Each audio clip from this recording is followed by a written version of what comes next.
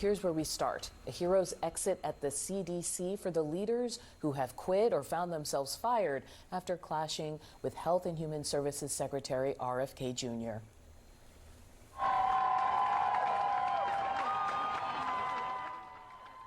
Dozens of CDC staffers lined up outside its Atlanta headquarters with a clap-out. Kennedy has reportedly placed his deputy, Jim O'Neill, in the role of CDC director. Secretary Kennedy said the shakeup at the agency is proof it's troubled.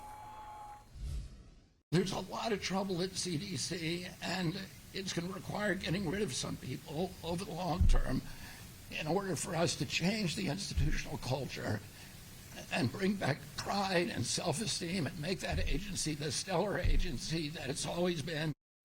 Sources tell CNN the former director, Dr. Susan Menares, found herself at odds with Kennedy over vaccine policy and refused to fire some of the agency's top officials. The directors who resigned tell CNN Kennedy, a vaccine skeptic, is to blame. If CDC is being characterized as troubled by Secretary Kennedy, I think we have to turn the mirror back to him, because I think that the trouble is emanating mainly from him. In the past year, with staffing cuts, with plans for reorganization, all of this is being dismantled. So if we want to say that the CDC needs an overhaul, it's because of what has happened in the past few months to it. Joining me now in the group chat, Aaron Blake, CNN senior political reporter, Rob Bluey, president and executive editor of the Daily Signal, and Antoine Seawright, Democratic strategist. Rob, I want to start with you, because you were saying that to this Trump presidency, personnel is policy, which is a business lens. So tell me more about that thinking, because I feel like we heard a little bit of it in what Kennedy just had to say. Absolutely. Well, Donald Trump, of course, is no stranger to firings. It goes back all the way to his days on The Apprentice. Part of and the so brand. right, I don't know that it's surprising to anyone that he has come to Washington and wants to clean house. In this particular case, the CDC, dating back to the post-COVID era, has had trouble gaining the trust and confidence of the American people. And I think ultimately what you've seen over the course of the last few days is that both Dr. Martin Makary at the FDA, RFK Jr. have said that the best decisions about your health are made by an individual and their doctor, not necessarily a bureaucrat at the CDC. Wanting to jump in. Well, Rob, you say that, but yet conservatives do not feel that way when it comes to women making their own healthcare choices, and those choices remain between a woman and her doctor. But I think we've moved into a very dangerous place in America, because we now have people running agencies who peddle and play footsie with misinformation and disinformation, and they have no interest in having a relationship with science, which is ultimately the truth, and research. And so never mind America's already feeling the burden from this administration from an economic security standpoint, we're now moving to health security standpoint. And when we continue to see experts leaving the federal government, the one stabilizing force in America, I think that sends a signal around the world about the lack of seriousness with this administration. There was one thing that came up from the CDC chief of vaccines and respiratory diseases, who made this very specific kind of accusation on CNN last night. I want to play it for you guys. I think that another important thing to ask the secretary is, has he been ever briefed by a CDC expert on anything, specifically measles, COVID-19, flu? I think that people should ask him that in that hearing. That's number one. So the answer is no. So no one from my center has ever briefed him on any of those topics. So it's one thing to clash with people. It's another thing if they're not in the room at all. Yeah. Can you talk to me about what we're hearing here?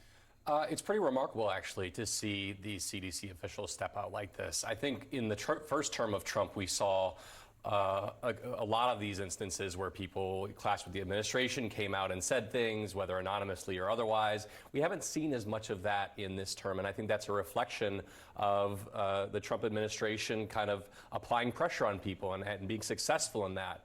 But I think when you're talking about something as serious as vaccines and public health, that creates this motivation for people to come out. And so I think we're going to see a lot more. I think maybe the last time we saw as much kind of public, whistleblowing like this. It was back early in the administration when the Eric Adams prosecution blew up, and we saw a number of prosecutors come out.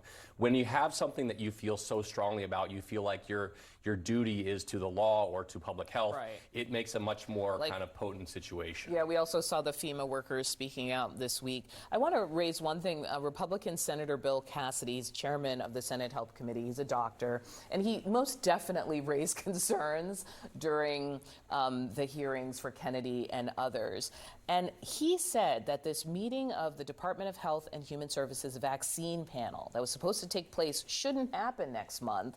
He says if the meeting proceeds, any recommendations made should be rejected as lacking legitimacy given the seriousness of the allegations and the current turmoil of the CDC leadership. This sounds like inside baseball, but I got to figure out what I'm going to give my kids in terms of vaccines, and this looks like a mess. So what do you make that a Republican is saying, when you put in your own deputy, when you fight with the others, you're not putting us in a position to trust you? Well, Audie, as you pointed out, I mean, Cassidy was on the fence. He ultimately did vote in favor of Kennedy, so I think he's approaching this skeptically, and that's probably what you. He sounds recognize. irritated. But as Dr. McCary said, the American people still have access to the vaccines. What's not being forced on them is the mandates that the government put in place during COVID. And that was what so many Americans rejected. They felt that why should their healthy kids be forced to take a vaccine? Shouldn't that be a decision between them and their doctor? And I think that that's where this conflict is arising. You've had a trend in this country where we're giving our kids more and more vaccines.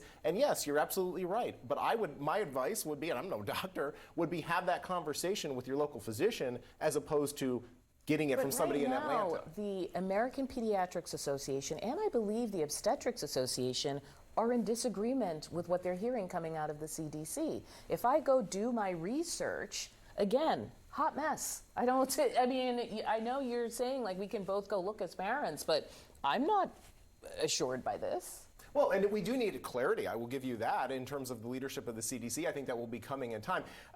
One of the things that Wall Street Journal is reporting today that President Trump was speaking to some of his donors in August about one of the greatest accomplishments of his first term, which he considers the development of the COVID vaccine. So you do see these conflicts, even in right? I mean, I don't know. There's a mixed bag on the MAGA side about the pride in the vaccine. I know that's what I'm saying. Yeah. They're basing this on peddling conspiracy theories that we read online that science has backed them to be true about being anti-vax, the anti-vax crowd, and that we see trying this overhaul of the government. And I think that's where we move into the danger zone of this administration versus previous administration, whether it's Democrat or Republican. And I think that's why everyday Americans should be concerned.